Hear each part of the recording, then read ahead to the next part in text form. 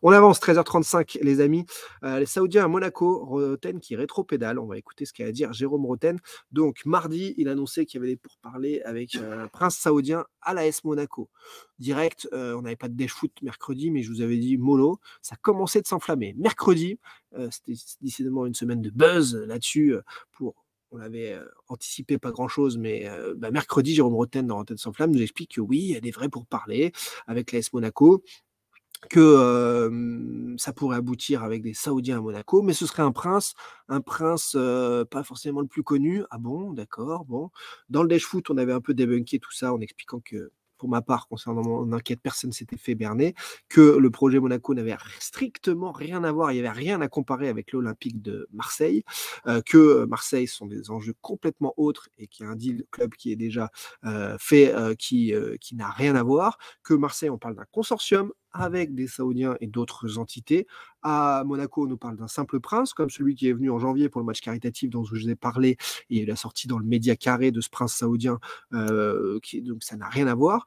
Et puis finalement, quand on creuse, concernant la vente de l'AS Monaco, ça fait quelques semaines que c'est mis en vente, c'est un rachat uniquement à 66%, puisque le Rocher Pro garderait 34%, et on se retrouve dans la situation où c'est donc la principauté, le prince Albert, qui décide vraiment de tout ça.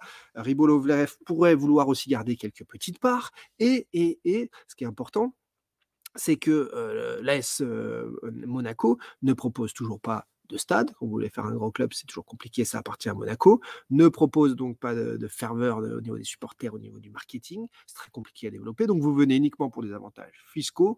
Les marchands d'art aussi se régalent, ou d'autres, mais ça ne correspond pas du tout aux ambitions saoudiennes, qui pourraient pour autant, les Saoudiens, rendre un service au prince Albert s'il y avait vraiment problème ou autre, mais voilà, c'est pas le cas. Cyril qui nous dit dans les messages sur TikTok, tu vois mes messages. Oui, je te vois, cher ami, mais on ne peut pas tout voir quand on est aussi nombreux on est plus de 1000 connectés en direct là, entre Twitch, TikTok, la page Facebook aussi des amis de Team Football. Hicham Haï qui nous dit, c'est fait recadrer par le prince, alors on va l'écouter, et puis après à vous de faire votre analyse. Donc c'était le 3e épisode, mardi, mercredi, jeudi dans l'émission. On écoute, et je vais avancer un petit peu, Jérôme Roten.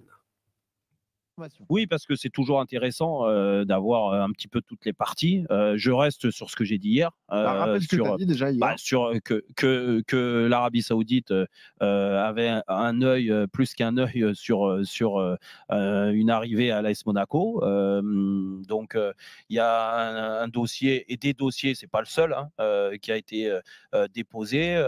Ils sont en train d'analyser tout ça. Ce qui est sûr, c'est que moi, j'ai eu aujourd'hui le prince Albert directement. Monseigneur m'a appelé. On a bien échangé. C'est quelqu'un que je respecte énormément.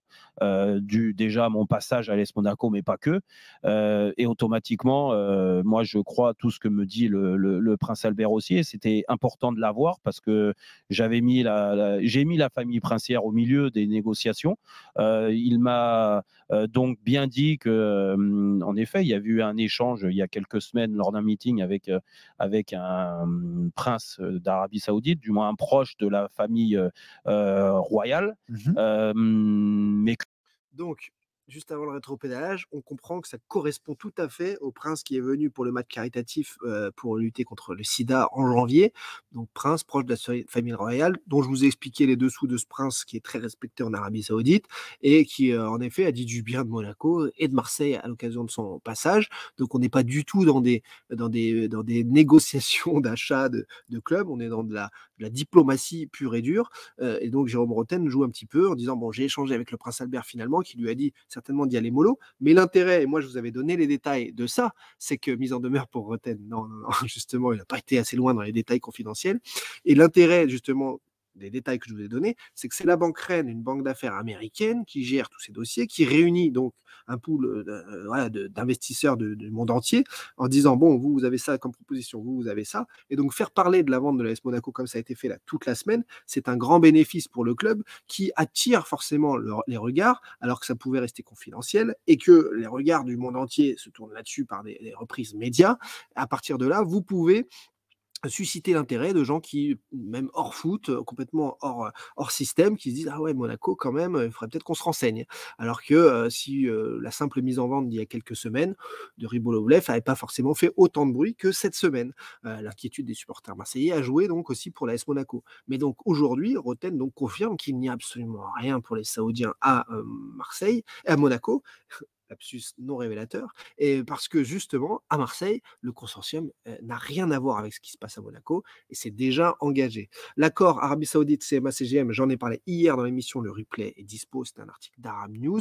Ça correspond à tous les deals parallèles dont je vous parle, économiques, hors sportifs, puisque le sportif et le foot et le club et l'OM représentent si peu pour ces engagements entre pays. Et on est sur des choses donc transfrontalières et on le voit avec le développement désormais public de la route de la soie entre Marseille, Riyad et l'Inde, et qui passe par ce type d'accord entre CMA, CGM et l'Arabie Saoudite. On écoute Jérôme Rotten. Que depuis, il n'avait pas de nouvelles.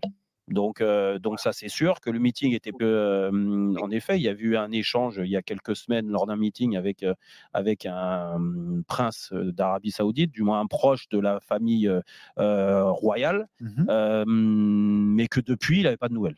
Donc ça, c'est sûr que le meeting n'était pas tourné sur une éventuelle arrivée de l'Arabie Saoudite.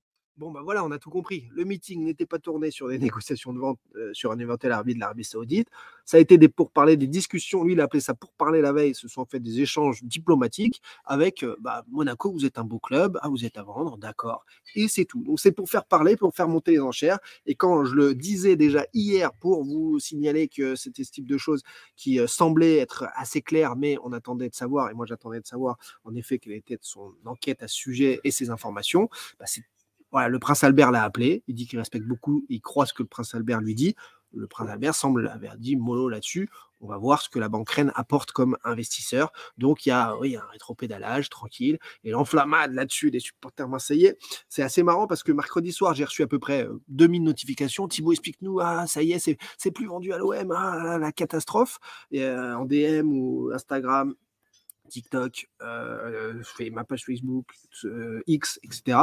Et hier, quand il y a eu ce rétropédalage pour dire, là, vous venez de l'écouter, qui est très clair, précis sur AMC, pour dire, il n'y a même pas de pourparler d'achat, eh bien là, j'avais beaucoup, beaucoup moins. Je suis passé de 2000 notifications à 500 pour me dire, ah oui, tu avais raison, ah oui, bien joué, bien vu dans le Dash Foot. Et voilà, donc c'est encore une fois l'actu qui balaye une autre au niveau du football et de ce type d'affaires. Mais c'est bien, ça a fait parler de l'AS Monaco. Comme je le dis, ça joue pour faire monter les enchères. C'est plutôt bien vu. C'est un bon coup médiatique. Voilà les amis, 13h43. En gros, il a fait croire qu'il avait une bête d'infos. Coluche disait que tu sais rien. Quand tu sais rien, tu fermes ta gueule. Ah, c'est plus dans l'air du temps ça, malheureusement. T'es pas passé sur la bannière rétropédalage. Ouais, j'ai mis Roten rétropédale. Ça suffit, hein. Salut Thibaut. Tous les hommes de Longoria sont partis. Ceux dont tu disais qu'ils annonçaient une vente, comment tu expliques ça? C'est le. Non, c'est le Probably Yanis. Ça s'appelle le sauf qui peut. Une fois que les 2 salves d'officialisation ont été reportées, tu vas pas garder des gens qui sont là sur une transition ad vitam aeternam. Ils partent avant l'officialisation de session pour éviter d'être dans la lessiveuse au moment où c'est annoncé. Ça, c'est des coûts logiques. Possible du coup que Longoria reste lui jusqu'à l'officialisation. Et je ne disais pas que les gens qui arrivent sont annonciateurs d'une vente. Je vous mets sur les pistes des grands changements qu'il y a eu à l'OM où tous les cadres sont partis, certains n'ont pas été remplacés et que c'est en effet pour tous les spécialistes de cession d'entreprise annonciateurs d'une cession d'entreprise parce qu'aucun chef d'entreprise ne procède à ce type de chamboulement dans sa société sans vrai grand changement qui arrive derrière. Voilà les explications à base de sources, dont c'est le métier, et non pas une analyse. Après, je vous mets souvent sur la voie sur certaines choses, comme hier, j'ai analysé les émissions de Roten et je vous ai dit un petit peu comment je sentais le truc par rapport au Saoudien Monaco. Il se trouve que bim, 5 heures après, il y avait un rétropédalage. On n'est pas fou, tu vois, on n'est pas fou. Maintenant, à l'Olympique de Marseille, pour avoir suivi et été le seul depuis 4 ans, journaliste, nuit et jour, ce dossier, oui, il y a eu des aléas, oui, il y a eu des hauts, des bas, des choses, des bizarreries, oui, mais il y a eu aussi une logique d'un processus qui va vers une officialisation de vente totale. Ça, c'est clair et net. Finalement, c'est Roten qui s'est fait manipuler, retour de bâton. Je ne sais pas si on peut dire qu'il s'est fait manipuler. En tout cas, quand il osait dire publiquement mercredi, mais peut-être que Vézirian ou David Berger se sont fait berner. Moi, j'ai expliqué depuis des lustres et encore hier dans l'émission comment c'était pas possible par rapport à mon enquête rigoureuse et ultra sourcée de m'être fait berner. Pour autant, il y a eu des infos données trop tôt. Il y a eu des choses qui demandaient de prendre de la hauteur pour pouvoir mieux les expliquer. Mais sinon, avec autant de live, autant de direct, forcément, on se prête à des mots qui sont pas assez justes. Le mot vendu aussi, qui a des gros problèmes de compréhension au niveau de la temporalité. Un mot vendu, voilà, tu peux vendre quelque chose et au niveau de la temporalité, ça prête à confusion. Il y a plein de choses là-dessus et il y a plein de mea culpa que j'ai fait en vidéo à faire sur mon enquête qui n'est pas parfaite, etc. Mais oui, en revanche, sur ce dossier, Monaco pourrait être vendu aux Saoudiens. Peut-être qu'en fait, c'est lui qui a pu se faire berner. Berner, c'est-à-dire, moi, je n'utilise pas trop ces mots-là d'ailleurs, c'est pas mes termes, mais c'est plutôt, il s'est emballé. Il s'est emballé parce que peut-être qu'aussi il apprécie beaucoup Monaco et qu'il a voulu, il a participé à faire monter les enchères. Donc, Jérôme Roten a fait un gros buzz sur la semaine, vraiment fait parler. Je l'ai vu par beaucoup de mentions. Et puis finalement, hier, le soufflet est complètement retombé. On est revenu vers moi en me disant, oui, bon, l'analyse était la bonne. Et place à la suite, une info en balaye une autre. Pour toi, donc, me dit Jonathan, ce sera pour juin, c'est-à-dire fin de saison. Ça peut tomber un petit peu tous les jours parce que les voyants sont au vert. On va voir. Beaucoup de sources sont très confiantes par rapport à avant, notamment du côté de certains des acheteurs, et on verra donc ce qui arrive. Il n'y a aucune garantie. Les affaires sont les affaires. 13h46, on fonce les amis pour les pronos de Thibaut parce qu'il y a plein de gros matchs ce week-end. Pétrole qui me dit, Pétrolu Gibolin qui me dit pendant ton enquête, tu n'es jamais tombé sur des gens qui ont tenté de te manipuler, mais en permanence, cher ami. Il y a plein de gens qui tentent de donner des infos pour qu'elles soient rendues publiques et de manipuler. Parfois, quand on le sent, on le dit droit dans les yeux. Bon, là, tu veux que je parle de ça? Non. Comment on peut le tourner autrement? Quelle est la réalité derrière? Quel est ton intérêt que je diffuse ce type d'infos? On essaie de comprendre, c'est tout. Mais oui, c'est toujours très touchy et tu reconstitues le puzzle d'une enquête non-stop, quasiment toutes les semaines. Tu dis, bon, là, il y avait ça, pour ne pas avoir la mémoire courte. Ce qui tue les gens, c'est que le sujet est très long et qu'il y a une mémoire courte sur tout ce qui s'est passé. Les gens oublient encore qu'en 2021, l'OM n'avait plus un euro et que d'un coup, à l'été, il y a eu 100 millions de mis sur l'achat de joueurs. Ah ok, bon, comment c'est possible? Ça veut dire qu'il n'y a pas un euro à Auxerre, ils peuvent faire ça l'année prochaine? Bah oui, ils peuvent acheter 100 millions, comme ça ils auront de meilleurs résultats et puis il sera rentable plus tard. Bah non, ça n'existe pas. Ce n'est pas possible. Donc c'est d'autres leviers. Et nous, on se dit à lundi en direct pour de nouvelles aventures. Merci à Planète Bon Foot week-end à tous. de nous avoir reçus et venez vous éclater du côté de Planète. Bye bye.